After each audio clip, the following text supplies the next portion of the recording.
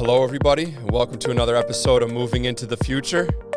Today, we have a very special episode. I don't know if you've seen the news lately, but the Advanced Group has a new employee. We're joined by Bryan Martin, Senior VP of Sales at the Advanced Group. Bryan, welcome to the team, brother. Jack, thanks for having me, man. Thanks for having me. I greatly appreciate it. It's an honor. It's a privilege to know you both personally and professionally, and I can't thank you enough for having me. Yeah, dude, I've always really admired you and looked up to you. You're somebody in this industry who's a leader, and does well, and is one of the top salespeople, business development people in this industry. And I definitely want to talk about that on this episode. But there's clearly a lot going on, and for the record too, I found the news out the same time as everybody else did. I had no idea this was happening. I was talking to Brad and he made a comment about it, and like I was still unknown about what was going on. And I was like, what are you talking about, man? like what are you talking about? And he didn't respond to me after that. And then once the news dropped that you were coming to the Advanced Group, I was like, oh, that's what you were talking about. And it was shocking, man, because again, we do have a great thing going over here, between obviously, Jeff, myself, Mark, Vivian, all the salespeople. Anthony does a great job of leading us. So to add you, it's like when LeBron James went to the Heat, which is kind of a nice little segue because you just moved to Florida yourself, huh, man? I did. I got a little bit of a glow here right now already. I've been here for about a week and a half. I'm still unpacking. I think I have 200 boxes in my house right now. My house smells like a cardboard factory at this point. But yeah, it's the stars aligned perfectly. I'll be honest with you, Jack. It just really worked out, and I'm so excited to be on such a dynamic team. So yeah, for sure, man. And really, you are a great addition. And so now you were obviously in DC. What made you want to move to Florida? So first and foremost, my family's down here. My mom and dad are down here. My wife and I spend about 2 weekends a month in the Fort Myers, Cape Coral area. And I slowly started migrating things down here. I started doing more boating down here. Boating is a big passion of mine. So I moved the boat down here and would come down every 2 weeks to really get some boating in, learn the waterways. And then really just the pace of life down here. As I'm sure you know, the DC life is very much like the New York City life, right? It's hustle and bustle, 24/7, nonstop, on the go, which I absolutely thrive off of. But at the same time, having a little bit of a slower pace of life is never a bad thing. You know what I mean? And I think that's what I was really looking forward to. Yeah, because you've accomplished so much so far. And you're still relatively young. You're like what? Like you're under 40, right? No, yeah, I'm 30. I'm 38 right now, Yeah. so under 40. But I mean, I've been in the industry now almost 20 years. So it's time that I thought if I was going to make a switch and I was going to do something, now is the time to do it, right? Yeah. I mean, my wife and I don't have children. We have a little puppy, so it was like, hey, let's get him down to the heat. Let's get him acclimated to the water, and let's do it. Absolutely. Absolutely. And that's, like I said, you've accomplished so much, being in the industry 20 years, you've seen yourself grow, you've established yourself certainly. And, now this is a place where you can continue to grow and accelerate. And, that's what we want to help you with at the Advanced Group as well. So, that was really my first question is considering, how much success you've had and everything you've done in your career, what made you choose the Advanced Group? Because really you could have gone anywhere. You could have started your own thing if you wanted. So what made you choose the Advanced Group? Jack, over the years, we've worked together as a team. So, I mean, we're approaching 10 years of working together, right? And we get to spend time in the trenches together on projects. When you guys in the trenches, when I'm servicing projects for you. And then twice a year, maybe 3 times a year, we would get together and collaborate at an OMA conference, right? And we would spend the personal time together. And I always absolutely dug the culture. And I thought that it was always just a really good fit. It's like when 2 best friends become separated over the years and then they get back together and they don't miss a beat, right? Yeah. So right. That's that right there in itself, the company culture, the forward-thinking mentality. I did a quote last week about when I joined the advanced group, kind of about what drew me to the advanced group. And it was this sales focused, forward thinking mentality that really drew me to the firm, right? I mean, the growth trajectory, what everybody wants to do. Everyone's moving in the same direction, and being a sales minded organization, which I really, really think that Anthony, who leads the pack, is a sales minded individual. That's what I was looking for. And that's what I thrive off of, and that's something that, you celebrate the wins, right? You minimize the losses, you talk about it, you learn from it, and you move on. And I think that was something, Jeff Overseen and I had a great conversation in Scottsdale about that specific topic about the losses and minimizing. While you minimize the loss, you talk about it, you learn from it, and then you move on to the next one. And I think that's how salespeople are wired ultimately, right? They're focused on the wins, and you care more about losing than you do about winning. And that's something that that's how I'm wired. Yep. And you're absolutely right too. We do. And I remember when I first sat down with Anthony, that was one of the things I noticed, very quickly as well too, is his business savvy and his background in sales was the reason why the advanced group made so much sense for me too. And I can see you saying that too. And as far as that mentality, as there's going to be wins and losses in sales, but the whole point is to continue to move forward. It's peaks and valleys, and there's going to be big wins and there's going to be hard losses, but you just got to continue to move forward. And that's one of the things both Jeff and Anthony do a very good job as is never losing faith. And I think between me and you, there would never be a reason to lose faith. We've both seen success as far as, what we do and the business we bring in and stuff like that. But not only that, if I'm having a down month or anything like that, like there is never a moment of falter. They have full confidence and, full belief that we can go out there and do our jobs. We're all good people. We all do business in this industry the right way. Which makes it very important too. So having that faith behind you, and I think the other thing is we're both entrepreneurial in our own right? So like we have the drive and motivation to go out there and get it ourselves, and I think that's a big key aspect or quality to hold at the advanced group, because Anthony and Jeff are going to give you that arm's length, and they're going to give you the freedom to go do your job well. I mean, you see it. You're in Florida now. We're a New York-based company, but there's never any doubt. You're going to be able to do your job well. And then if you need something from us, whether it's additional coordination, marketing, I say us, from Jeff and Anthony, it's always there for you. And again, to have that and to say, Jeff, I'm thinking about this. I want to do this from a marketing standpoint. I mean, look at this podcast. That evolved completely out of nowhere. And it's turned into something so great. And this would not have happened anywhere else but the advanced group. So it's stuff like that, it's the creative thinking. It's the ability to say yes, and give it a shot. Let's see how it works. And then take it from there. That makes this place, really special and a great place for sales-minded individuals to work, like you said.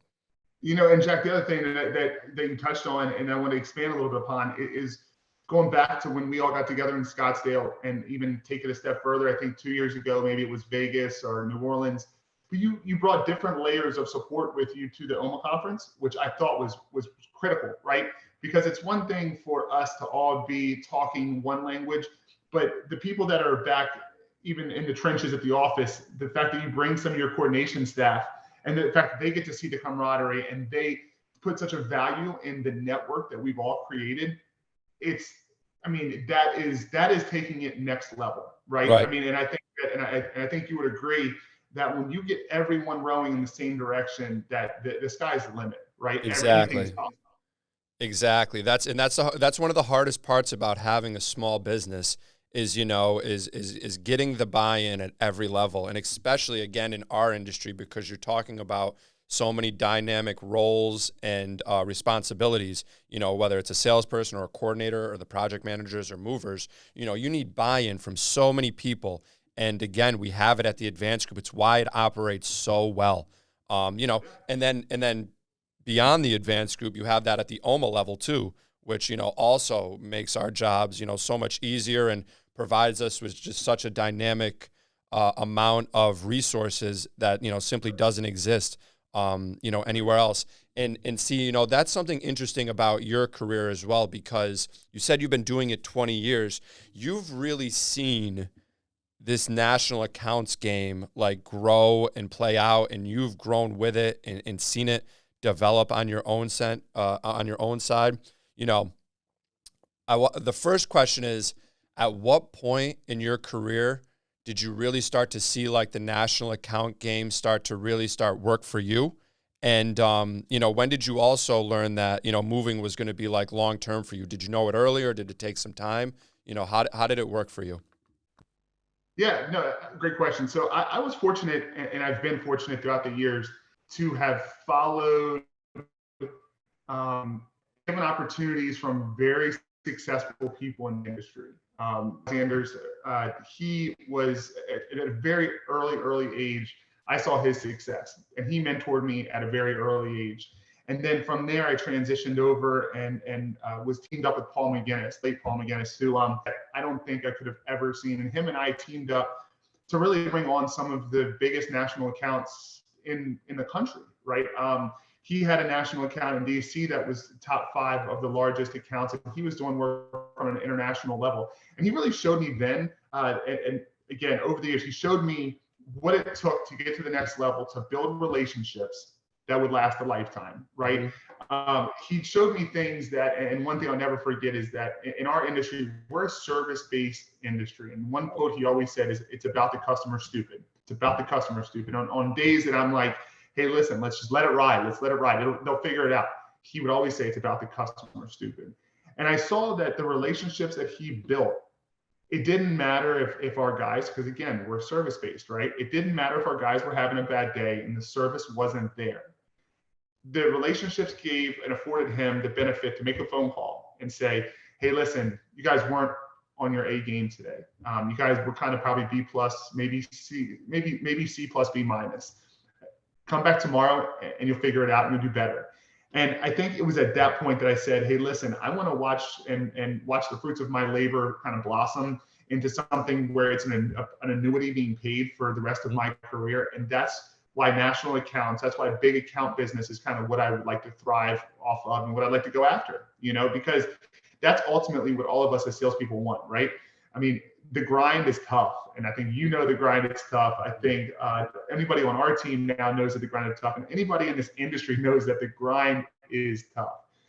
At some point, you want to build a book of business that is just really servicing itself. And it's kind of, you're touching base to make sure it's going well. And at the same time, you're out chasing new stuff and you're getting the thrill of a win. And that's kind of the trajectory of my career and kind of how it's gravitated. And I'm sorry, I might have missed it. You broke up a little bit. Who was the first gentleman you mentioned? Was his last name Alexander, or what was it? No. He's with Alexander's. Steve Lane. Steve Lane with Alexander's Mobility Group. Yeah, he really got me into the industry and really showed me the way and showed me kind of, hey, listen, as a national account salesperson, this is what you could potentially have. And that's kind of, I thank him to this day for everything that he's done. And obviously Paul was a phenomenal partner of mine. So I thank him as well. And was that, at what point was that in your career? Was that like early? Like, that was probably within the first 2-3 years. I saw with the potential, because at that point, Steve had been in the industry for probably 20 years as well. And he was probably at the age that I am now. And I was younger. I think I was maybe 20. And I'm sitting here saying, wow, this is what I want to do. This is what I aspire to be like. Yeah. So, and it was, I saw that, and he kind of gave me the roadmap, Jack. He really gave me the roadmap of saying, listen, it's not going to come overnight. It's going to, this is a journey. This is a long road to get down. And that's when I was like, okay, it's going to take a while, and it's going to start with one small project that'll lead to a bigger project, that'll lead to a bigger project. And ultimately you'll be managing the work nationwide. Right. Yep. And it's just to put that in perspective for listeners, if you're following along, you started this journey in national accounts 15 years ago. And I mean, obviously you are where you are now. But it is a grind and it takes a long time. And that's something, as somebody who's really only been doing it now for, I'll be going on 3 years. That's just something you have to constantly remind yourself, like you're playing a long game here. And I remember I was at an OMA conference.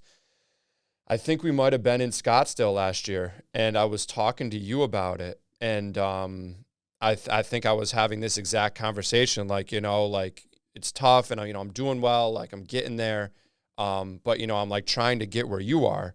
And I remember you said to me, "He's like, dude, you're gonna get to where I am. Like, don't worry about it." And I remember that meant a lot to me. I was like, you're right. I probably will. But like it was, it's just it takes a lot of work. And you mentioned it too, as far as like Tom Hinckley calls them no touch accounts, where you can get those accounts set up and let them operate. And then, you're moving and you're looking at, the next partner to bring on and job to close and so on and so forth. That's something that I have a couple of no touch accounts. I shouldn't say no touch, but like, operational accounts, if you wish, yeah, right. That's really what I envisioned for like the advanced group national move management division. Like, I'd like to get it to a point where we have, significant number of accounts operating and like an entire division just servicing those accounts on a daily basis. You talked about, the residuals and annuities and stuff like that. And like, watching that type of business grow year over year over year is something that's really excited to me. Is that something you've done over your career and like have kind of seen happen and stuff like that? It is. It is. It's something that I've seen kind of grow.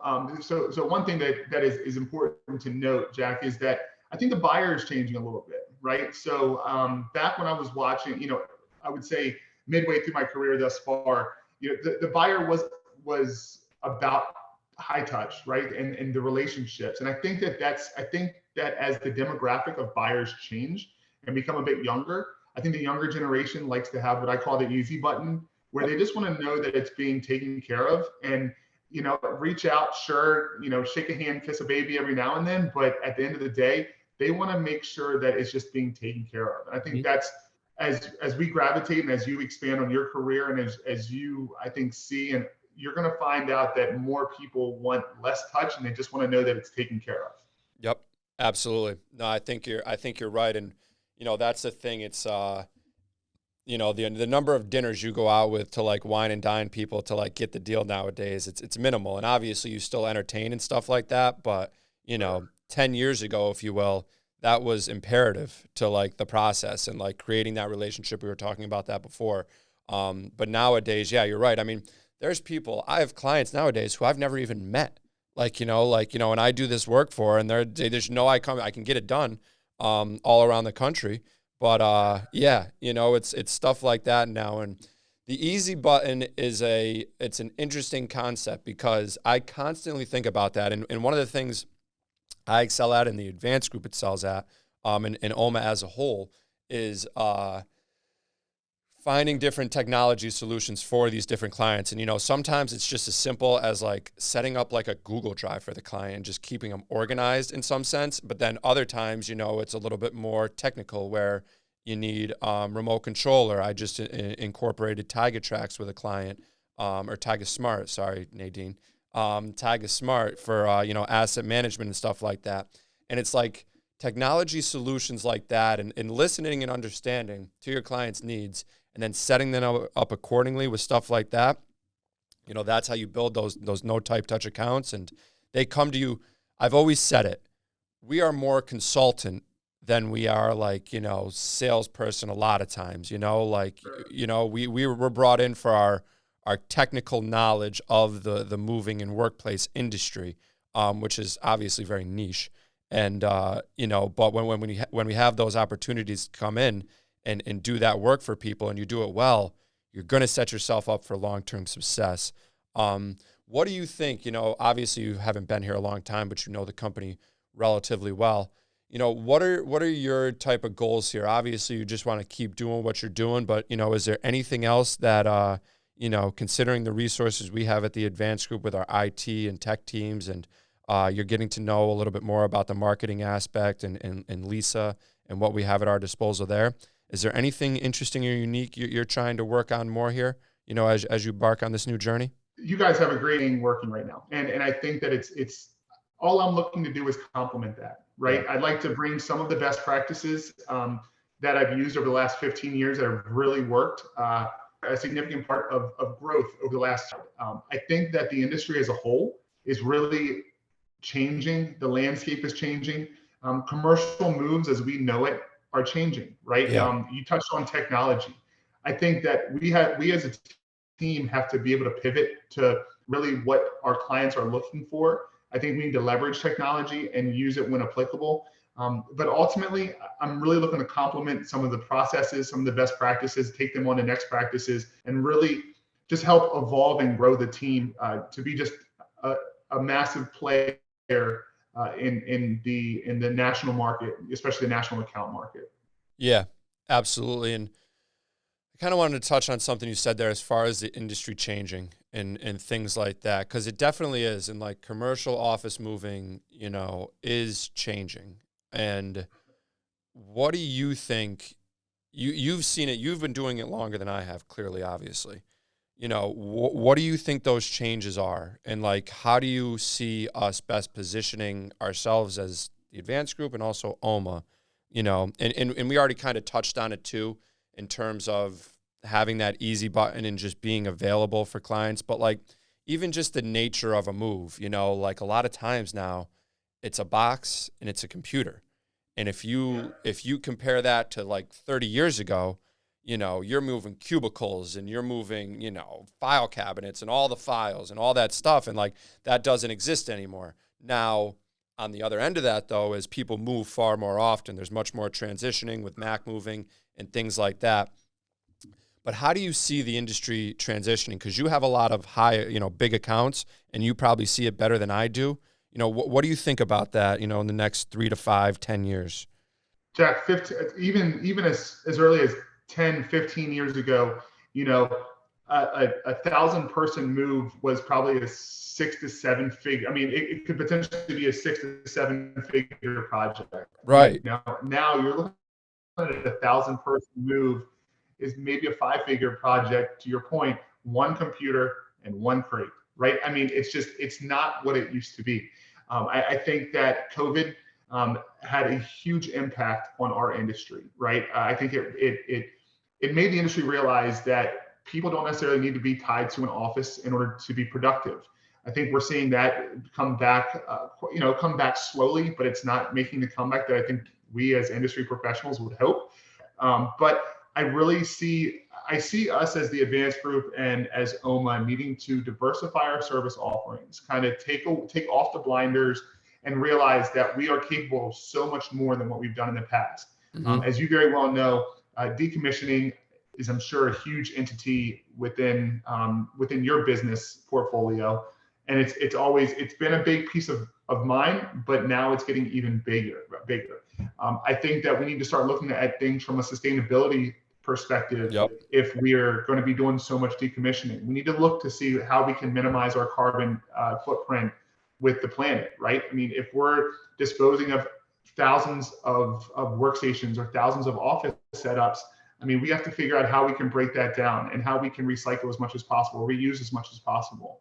So I think that from a next step, 3 to 5 year projection, I see us going back to what you said, being in more specialty projects, if you will, right? And really looking at it from a total different perspective than just your standard office move, right? So I think that's one side of it.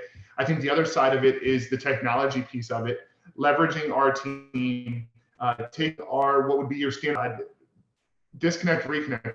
I'm looking at 3 monitors right now, right? Disconnect, reconnect, that changes by the month. Way that you do wire management's different. I mean, and then what you're doing is you're helping your people grow, right? You're not just an office mover, you're a certified PC technician. Right. And take that a step further out of racks. You're doing the wire migrations. I mean, the sky is the limit with our industry, and it's really all what we want to make of it and what we want to pivot to. I agree totally. And, a couple things that you mentioned, one in terms of sustainability, that is something that can be a key separator. And it's something I do work on myself. Like I've basically created a method. If I have a company who's donating furniture, first of all, I look at the quality of it, if it needs to be worth something, but a lot of times it is.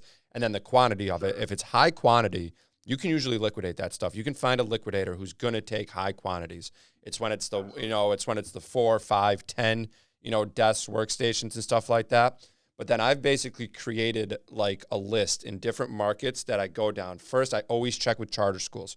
Charter schools will always take furniture, always. So I go through them first. If I can't find them, then I start to look into like addiction clinics and like stuff like that, and like just go down the list. And I was in the office with Mark like 2 weeks back, and I was making the calls looking to donate some stuff. It was IT equipment, like monitors, and there was some file cabinets, chairs. And he's like, "What are you doing?" And I was like, "Dude, I'm taking 10 minutes just to make some calls so I can donate this furniture, and it makes me look good. I'm doing something nice. The client loves it. Like, that's the consultation that is what separates us." You know what I'm saying? That's when you become no longer a salesperson and more of that consultant, and you get it. That differentiates you from everybody, Jack. I mean, think about it. Your average salesperson is not doing that. You know what I mean? And that's what takes you. I mean, that's what takes you to the next level. Right, exactly. And like, it's not time consuming. I was talking with them. I was like, that took me 10 minutes and it means the world to everybody, and like that's the type of stuff. And then you get into the other aspect as far as the, technicians and movers and people on site.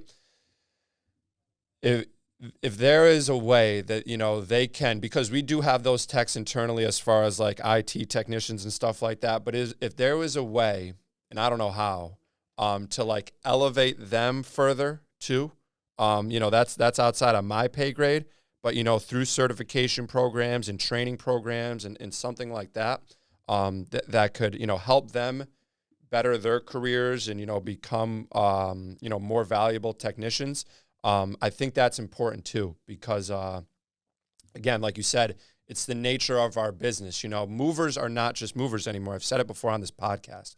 They are technicians by nature. I mean, obviously there's always going to be people who need to like, push dollies and stuff like that. But even still, you're working a part of a larger team. So like, there's going to be guys on a basketball team who just play defense, they're defensive specialists and stuff like that. It's the same sort of logic. And I think that is very important. And I think if we can, find a way to do that, and throughout OMA too. So like, in New York's never going to have a labor problem, right? Like I get that. DC's never going to have a labor problem. These big markets aren't, but like these more secondary markets, how can you make it more appealing where, you're going to get a good living wage as a mover, and like you're also going to grow your career. You're going to become something more, for yourself.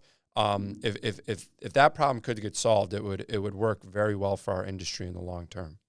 To your point about the technology, I think it's pretty critical that we make note on how we could help our staff grow. And the one thing is that every single small community college, local university, they all offer a basic A+ certification, or help to obtaining your A+ certification, which is your standard disconnect, reconnect with your hardware. And I really think that even to your secondary markets, some of the smaller markets that might be having a labor shortage, or even having trouble attracting and retaining labor, that we could offer, or that they should offer, those basic courses, because now they go from being a mover, like you were talking about, to a PC tech at a very low cost, but you're making that investment in your staff. You're Exactly. making that investment with the people that are really helping you succeed. Exactly. And that's what we were talking about before, as far as like, getting the boat rowing in the same direction. And that's the type of thing where I'm sure it could be set up too, like at a local city level, where there's like grants and stuff like that, for small businesses to reinvest into their employees to, help get their education and stuff like that. That's a great idea. That's the type of thing.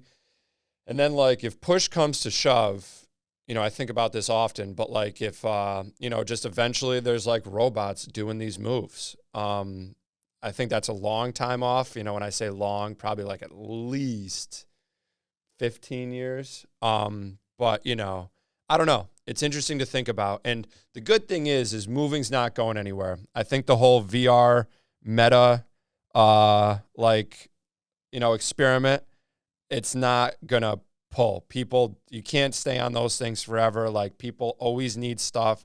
Office space is always going to be needed, or commercial space, I should say, whether it's retail, office, industrial. There may be some transitioning. I'm talking specifically like New York City, where they repurpose or rezone commercial for residential. But even still, it's movement, and like that's the key. So, as far as movement goes, the advanced group does it well, and you do it well. And, we're excited to have you, man. This is really great. I'm excited. I'm going to see you this weekend. Oh, yeah, we didn't even mention this. So, my dad's in Cape Coral, too. So I'm going to be down there this weekend. I'm going to see you, man. Listen, let's. Yeah, we will absolutely be getting together. Yeah, your dad's right around the corner. Your dad's like maybe 7 to 8 minutes from where I am right now. No kidding. Yeah, so if your dad and I start doing happy hours, it's not a big deal, Jack. I mean, it'll probably happen more often than you think. Listen, But, have a blast down there with him. He's gonna enjoy it. We'll definitely get together this weekend. Have a toast to the new teammate. And yeah, dude, I'm pumped, dude. I've always looked up to you. To have you on the team, man, it's awesome. So. we're gonna have Thanks a lot of again fun, for my coming friends. on. We're gonna have a Yeah, lot of fun. we absolutely are. We absolutely are, man. So thanks again for coming on. I'll see you this weekend, and then we'll do this again another time when we got things really rolling. All right. Sounds good, brother. All right. Thanks, man. Talk soon. Thanks everybody for listening.